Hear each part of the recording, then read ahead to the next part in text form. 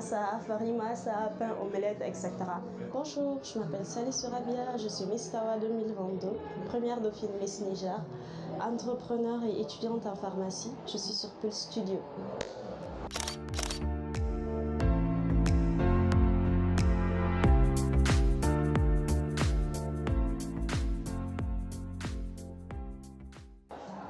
Ça fait du bien, je le vis assez bien au quotidien et en même temps, c'est un privilège d'avoir été désignée par beaucoup de personnes et par tout un comité pour représenter d'abord ma région et ensuite être première dauphine de mon pays, donc je le vis assez bien.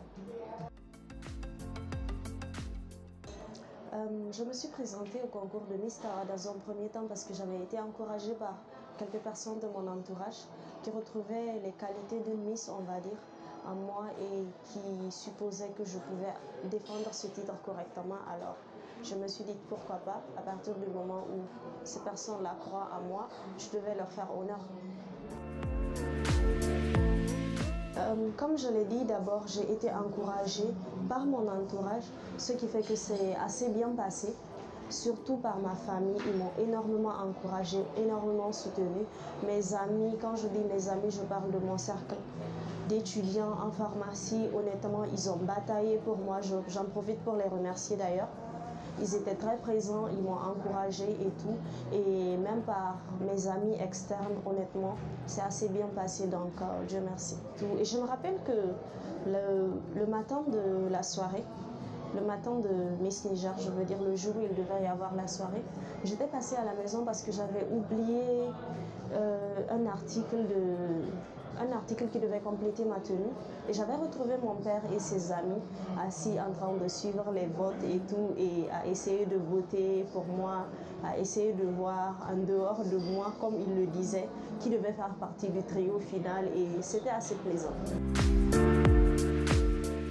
La plus belle expérience, je crois que c'était au deuxième jour de l'internat parce qu'on avait été internés toutes les candidates et le deuxième jour dans la soirée, on a fait une petite sortie, une petite fugue on va dire.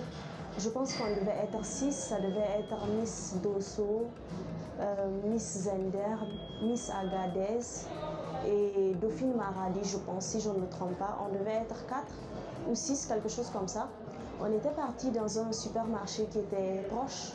On avait payé, comment on appelle ça, des chocolats, du jus, indomie, sardines, des trucs comme ça.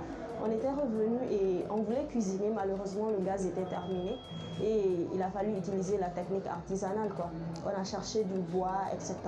On a allumé, on a trouvé une poêle, on a pu manger, grignoter et parallèlement se raconter quelques petites expériences positives, négatives, des petits secrets de filles, quoi.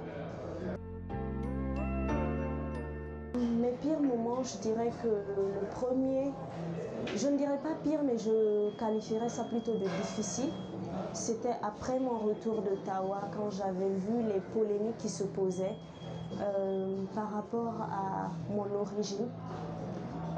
Et ça, c'était assez difficile à accepter quand même, dans la mesure où c'est ma région. Et aussi, j'y allais chaque vacances. Mes parents sont originaires de là-bas et c'était assez bizarre, mais ça va, je dirais que je m'en suis bien sortie puisque j'avais le soutien de mon entourage. J'ai eu le soutien de quelques artistes de Tawa et j'ai aussi été appelée par le gouverneur de ma région, donc ça va. Des réactions négatives, ça ne manque pas. Honnêtement, je pense que j'en ai fait face plutôt. Et pas que moi, pratiquement nous toutes, mais effectivement, j'ai fait face à des réactions négatives, mais voilà. Je vais dire que j'ai été très chanceuse, parce que si j'avais été seule, peut-être que ça aurait été très compliqué, mais j'étais très entourée, honnêtement. J'avais un cercle qui était, on va dire, très dur. Dur dans le sens où il ne laissait rien passer, il ne me laissait pas être, on va dire, transpercé par quelque chose et j'avais le soutien de ma famille, ce qui faisait que peu importe ce qui arrivait, honnêtement, c'était d'une certaine manière ni vu ni connu parce que je n'en prenais pas, je ne le prenais pas en compte, je n'en tenais pas forcément compte et j'étais encouragée par mes amis, ma famille, donc voilà.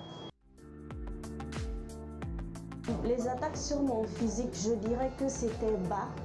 Mais après, je comprends parce qu'on est dans un concours de Miss. Le seul problème, c'est que beaucoup de personnes n'ont réellement pas compris ce que ça signifiait être une Miss. Ça ne se limitait pas qu'au physique. Il faudrait avoir également d'autres qualités, des qualités intellectuelles notamment. Mais après, les attaques concernant ma couleur de peau, honnêtement, je trouvais que ça frisait le ridicule. Parce que le but est, on va dire, l'objectif d'une certaine manière pour toute femme, dans un premier temps, c'est d'être naturelle. Peu importe qu'elle soit de teint clair, teint café au lait ou teint noir. Donc il ne faut pas forcément être noir pour être considérée comme belle ou comme naturelle. Il ne faut pas forcément être clair pour être considérée comme belle. Chaque femme peut l'être, chaque femme est différente d'ailleurs et c'est ce qui fait la perfection du monde. Parce que chacun est fait en fonction de ce que Dieu a prédit, je vais dire. Des regrets, honnêtement, non, parce que c'est vrai qu'il y a eu du mauvais, mais il y a eu du bon.